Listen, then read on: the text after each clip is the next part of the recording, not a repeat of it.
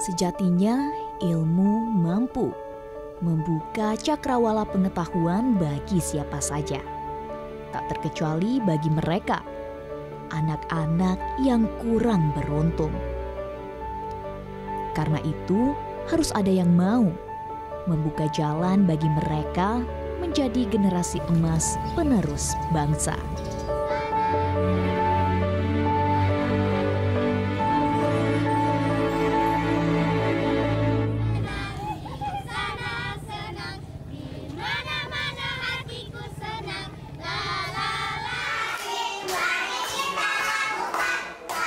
Bunda tanya, siapa yang pernah naik pesawat? Wah, hebat anak Bunda. Siapa yang cita-citanya mau jadi pilot? Saya, Bunda. Iya, Fano, coba maju dulu. Fano mau jadi pilot. Kenapa Fano mau jadi pilot? Karena Fano mau terbang. Oh, karena Fano mau terbang. Mana teman-teman gaya terbangnya teman-teman? Wah. Setiap anak berhak memiliki mimpi dan mempunyai cita-cita yang tak dapat dibatasi. Cita-cita ini terkadang muncul dari kegemaran sang anak, namun harus mendapat perhatian dari orang tua atau tenaga pendidik, sehingga terarah dan dapat terwujud. Oh, mau masak kue coklat sayang. Siapa suka kue coklat? Iya. Waalaikumsalam, hati-hati ya. Menggapai cita-cita merupakan hak setiap anak. Mereka mempunyai kesempatan yang sama untuk mewujudkan keinginannya, tak terkecuali bagi mereka yang kurang beruntung. Makasih Mama. Bye-bye Kakak Caca. Kesetaraan pendidikan ini harus diberikan bagi setiap anak. Seperti yang biasa kulakukan, mengajar bersama rekan relawan dari komunitas Sekolah Pinggiran Sriwijaya yang tak sebatas di kawasan perkampungan atau pinggiran kota, namun di tempat yang mungkin tak terpikirkan oleh orang awam sekalipun.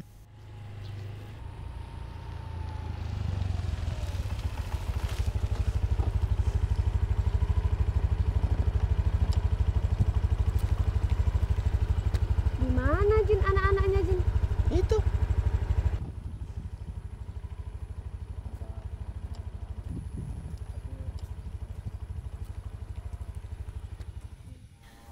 Pemandangan ini pasti membuat setiap orang terenyuh.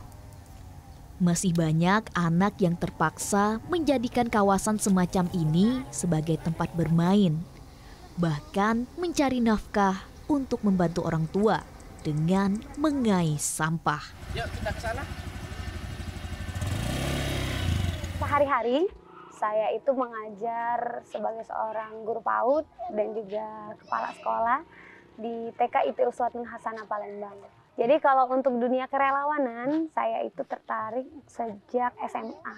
Jadi sejak SMK dan juga diasah di kuliah, saya mengajar di panti asuhan. Kenapa tertariknya? Karena saya base-nya pendidikan ya. Jadi keilmuan pendidikan. Dari pendidikan itulah akhirnya saya mengkaji berbagai hal di dunia pendidikan. Nah, salah satu langkahnya saya mengambil peran untuk pendidikan anak-anak di pinggiran ini. Sebagai relawan yang peduli pendidikan, kami berupaya menjangkau anak-anak kurang beruntung, meski dengan perlengkapan untuk mengajar yang sederhana. Adik-adik, kesini yuk, kita belajar sambil bermain. Dunia anak adalah dunia yang ceria, dan bermain menjadi bentuk kebahagiaan mereka. Kita belajar di sini aja, Dek. Untuk itulah, kami berusaha mengajar dengan metode yang menyenangkan, sambil diiringi dengan kegiatan bermain.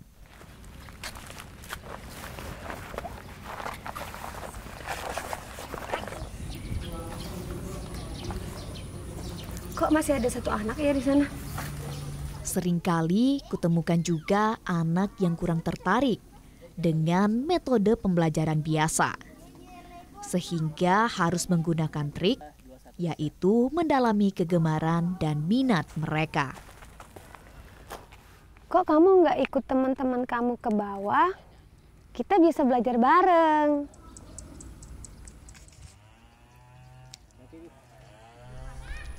Oh, kamu suka masak ya? Kakak punya buku resep masakan loh. Beneran, Kak? Iya, nanti kakak bawakan. Kita belajar dulu yuk. Ayo.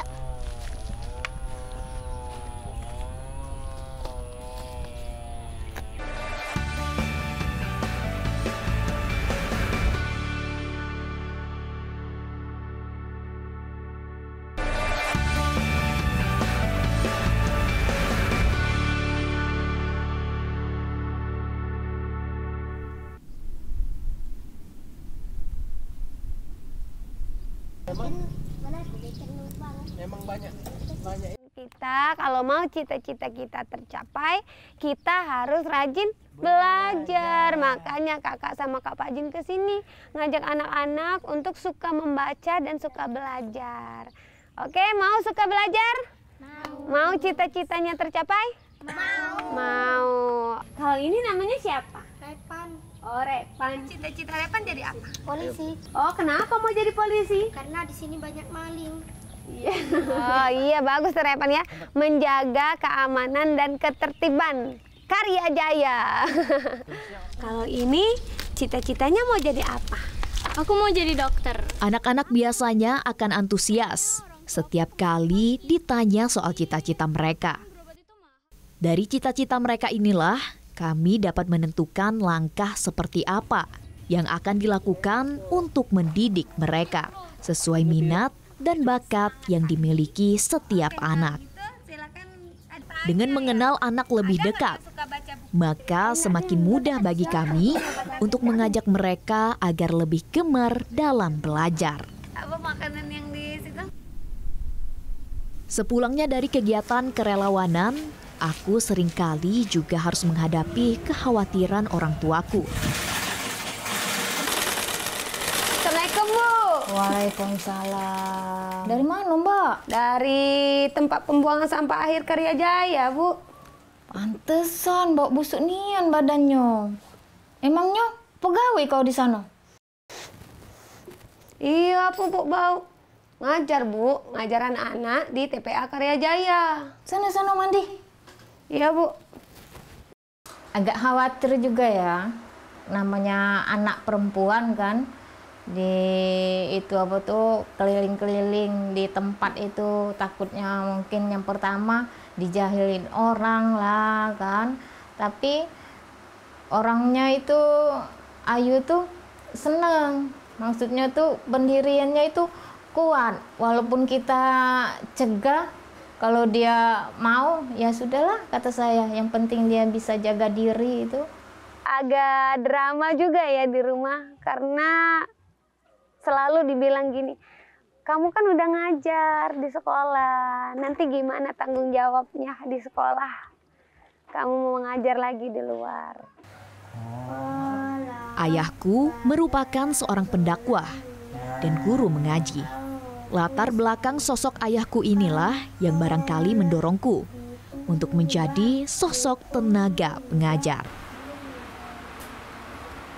Bu, ada enggak, Bu, kita buku resep masakan? Itu apa, Mbak? Ini nah, ada anak di Karya Jaya yang seneng nian masak. Jadi untuk media belajar di sana. Emangnya ada budak kecil yang seneng masak? Ada lah, Bu. Dia nih cita-citanya nak jadi chef, tulah seneng masak. Caknya ada berapa iko di pojok meja belajar itu? Coba jengok, Be. Ya, Bu, aku cari dulu.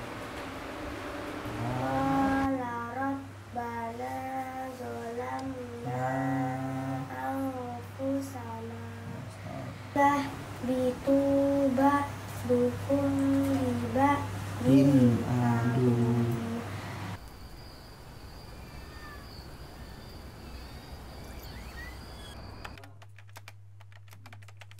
Di tengah kesibukan profesiku, aku masih terus fokus menyelesaikan pendidikan S2-ku dalam program studi pendidikan Islam anak usia dini. Iya ya, masih ada legal ke. Ya sudah. Ya. Pada dasarnya sih kami sebagai orang tua mendukung kegiatan anak kami kan Mbak Ayu. Tapi selain itu sebagai orang tua kami juga merasa khawatir lah. Ada juga kesibukan sebagai kepala sekolah di TKIT Suwanto Hasana. Ya, pesan kami sebagai orang tua ya jaga kesehatan, terutama kalau pergi malam, jaga nama baik keluarga.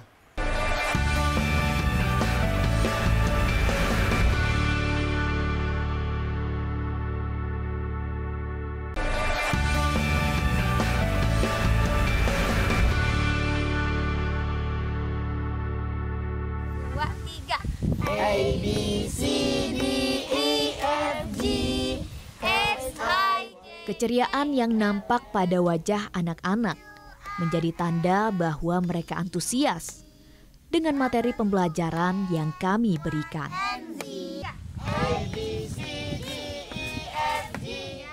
Materi ajar yang diberikan pun mengkolaborasikan antara pendidikan, seni, dan bela negara. Garuda Pancasila, akulah pendukungmu, patriot proklamasi, sedia berkorban untukmu.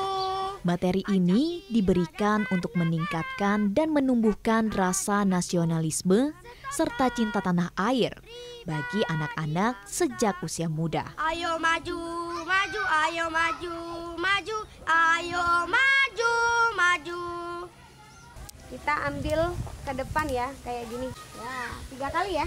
1, 2, Bentuk 3. pembelajaran seperti ini dapat menumbuhkan karakteristik dan mengasah kemampuan mereka menjadi sebuah bakat. Buang ke kanan. Jadi banyak anak-anak itu yang kemampuannya itu tidak pada usianya atau berada di bawah rata-rata. Jadi kalau anak yang nggak bisa baca, kami ajarin baca. Nggak bisa berhitung, kami ajarin berhitung. Yang kedua, melakukan pendampingan untuk memberi ilmu tentang skill kemampuan di luar akademis. Jadi kayak menari, melukis, bernyanyi. Kan kalau anak pada tingkat pendapatan menengah ke atas itu bisa melakukan les kayak les musik, les lain-lain. Kan kalau anak di pinggiran tidak mungkin atau sulit melakukan itu.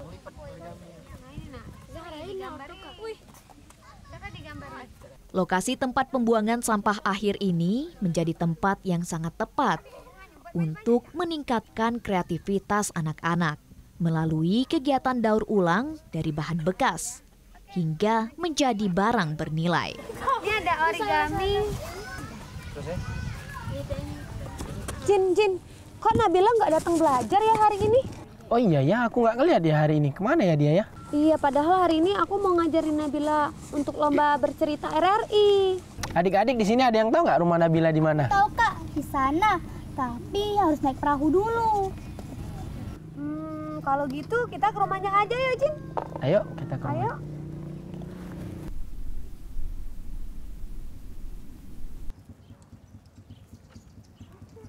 Ketidakhadiran setiap anak menjadi kekhawatiranku. Sebagai seorang guru, aku berusaha mencari tahu berbagai kendala yang dihadapi anak didikku, bahkan jika harus mendatangi rumahnya.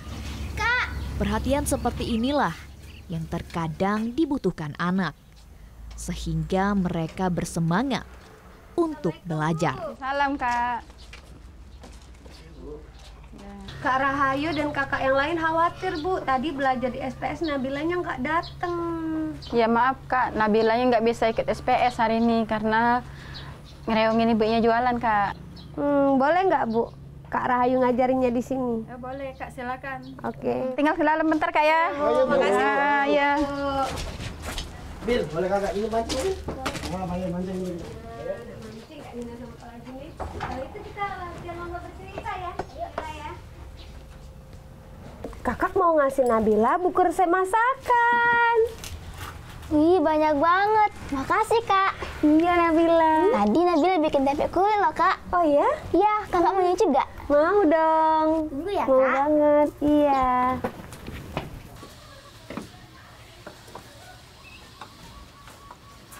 Kak, makan, Kak. Iya. Wah, pempek apa ini, Bila? Kak Rahayu mengajarkan Nabila tentang pentingnya percaya diri untuk tampil di depan khalayak. Jadi Nabila setelah dari itu Nabila belajar kalau mau tampil di depan umum itu harus percaya diri. Semenjak Nabila sekolah di SPS ini banyak sekali kemajuannya, Kak. Dia terutama dengan teman-temannya bersosialisasi, terus dia di rumah tuh tambah rajin belajar, semangat, terus dianya sering kan sering dikasih ke Ayu resep masakan, dia belajar buka-buka di rumah, terus praktekin di rumah. Jadi ibunya nih merasa senang dengan adanya SPS ini, anak itu bisa mengembangkan bakatnya. Halo teman-teman, nama saya Chef Rahayu. Saya suka memasak. Masak nasi goreng, masak kue coklat, dan juga masak berbagai pempek. Ada pempek lenggang, pempek isi telur, dan juga pempek kulit. Apinya jangan besar-besar. Kalau apinya besar, pempeknya akan meledak. Dos! Nama saya Chef Nabila. Hobi saya memasak. Nabila adalah anak yang memiliki talenta dalam berkomunikasi. Ia hanya membutuhkan dorongan dan motivasi untuk bisa meraih prestasi. Oh iya, kalau mau goreng pempek dos, apinya jangan besar-besar ya. Nanti pempeknya jadi meletup. Dos! Kami identifikasi ada beberapa anak yang emang berbakat dalam perkembangan linguistik ataupun perkembangan bahasanya. Maka kami berinisiasi bersama teman-teman, ayo kita sama-sama mengajar anak-anak ini, kita sama-sama latih untuk ikutkan lomba. Nah, salah satunya lomba bercerita RRI, alhamdulillah kami mengirim 3 peserta, 3-3-nya menang. Dan 1 juara 1 tingkat nasional. Itu rasa bangga yang tidak terkira ataupun yang tidak bisa berkata-kata terkait hal itu.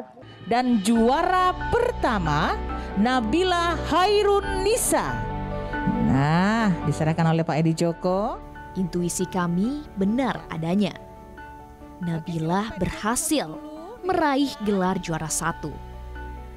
Tidak main-main. Gelar juara yang diraih adalah lomba bercerita tingkat nasional.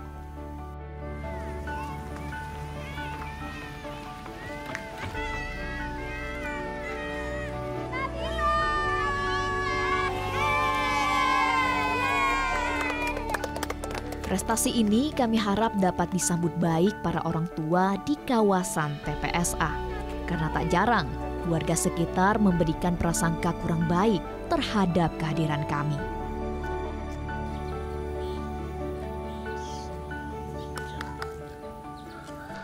Kayaknya bapak itu penjaga sini deh, Jin. Coba Jin temui dulu, Jin. Kekhawatiran kami tidak mendapat dukungan dari masyarakat setempat mungkin akan segera terjadi. Ketua RT setempat sudah sejak lama mengawasi keberadaan kami. Aku khawatir kami tidak bisa lagi mengajar anak-anak di sini. Perjuangan kami untuk meraih prestasi ini menjadi sia-sia, sirna begitu saja.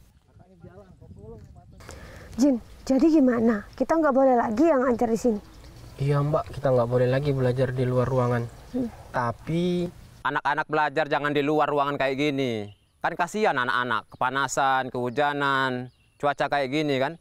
Pokoknya saya fasilitasi sebagai ketua RT, nanti ambil kunci di rumah. Oke? siap Pak. Oke, ya. Kita boleh belajar di ruangan itu.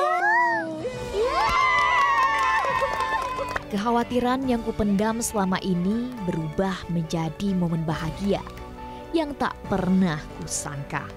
Akhirnya kami tak lagi belajar beratap langit. Kami diperbolehkan menggunakan gedung kantor yang tidak terpakai untuk menjadi ruang belajar.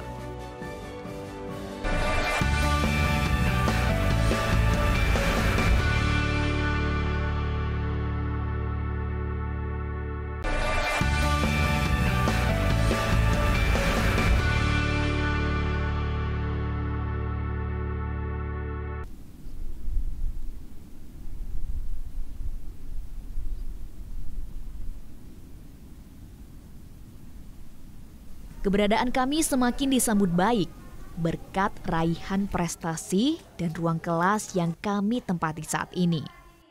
Para orang tua di kawasan TPSA berbondong-bondong mengikut sertakan anak-anaknya belajar di sekolah pinggiran Sriwijaya.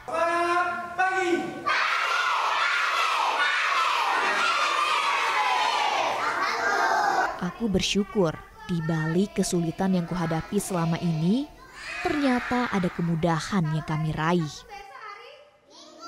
Peran dari Kak Rahayu di Sekolah Pinggiran Sriwijaya sangat luar biasa sekali. Pertama, menjadi inspirasi bagi anak-anak di Sekolah Pinggiran Sriwijaya itu sendiri. Begitupun juga menjadi inspirasi bagi para relawan ataupun pengajar-pengajar lainnya. Dengan sosok Kak Rahayu yang humble, yang mudah bergaul, kemudian juga dengan sosok Kak Rahayu yang sangat mengayomi lah, khususnya bagi teman-teman pengajar yang umurnya jauh lebih muda daripada Kak Rahayu, itu sangat-sangat mengayomi sekali. Begitupun juga dengan anak-anak, kemudian juga dengan masyarakat, kita semua memiliki hubungan yang sangat baik itu kepada masyarakat dan juga anak-anak. Jadi peran Kak Rahayu ini sangat besar dan sangat vital sekali dalam proses tumbuh dan settle-nya Sekolah Pinggiran Sriwijaya. Jumlah relawan yang kami miliki semakin bertambah, baik dari latar belakang mahasiswa maupun dari tenaga pendidik. Mereka memiliki misi yang sama untuk mencerdaskan anak-anak yang berada di kawasan pinggiran. Walaupun tugasku menjadi bertambah untuk turut membekali rekan-rekan relawan dalam mendidik anak. Karena sebagian dari mereka ada juga yang baru pertama kali terjun dalam dunia pendidikan. Ya, harapannya sebenarnya untuk sosok Mbak Rahayu yang memang benar-benar menurut saya sosok wanita tangguh yang penuh inspiratif banget untuk anak-anak muda, orang-orang muda khususnya para wanita yang memberikan inspiratif banget. Jadi jangan pernah untuk semua wanita maupun orang-orang muda untuk minder dalam hal apapun, termasuk dalam kegiatan sosial, kegiatan kebermanfaatan. Dan sosok Mbak Rahayu ini adalah sosok yang memang benar-benar memberikan vibes, suasana, energi yang memang benar-benar mendorong untuk kita bergerak dan berdampak untuk terus kepada masyarakat. Saya sebagai seorang perempuan dan untuk perempuan di luar sana juga, jadi lakukan apa yang kita bisa dengan totalitas. Jadi kalau saya di bidang pendidikan, maka lakukan dengan totalitas. Saya jadi guru di sekolah, jadi ada tugas tambahan kepala sekolah, tapi masih ada kan waktu luang. Apa yang bisa lakukan dengan mengajar anak-anak di pinggiran salah satunya gitu. Jadi untuk perempuan-perempuan di luar sana mungkin profesinya berbeda sama saya ya. Jadi totalitas saja. Keikhlasan dan kepedulian menjadi kunci keberhasilan seorang tenaga pengajar dalam memberikan kesetaraan pendidikan bagi anak bangsa yang pada akhirnya mampu menciptakan generasi emas di masa depan. Ibu Kepala Sekolah, ya? Ada titipan kue. Saya taruh di meja Ibu. Kue? Ya. Kue apa ya? Ya.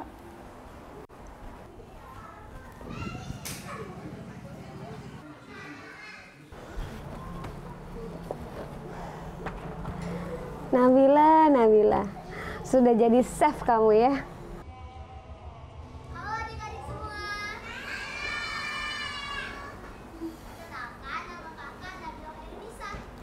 Nabila?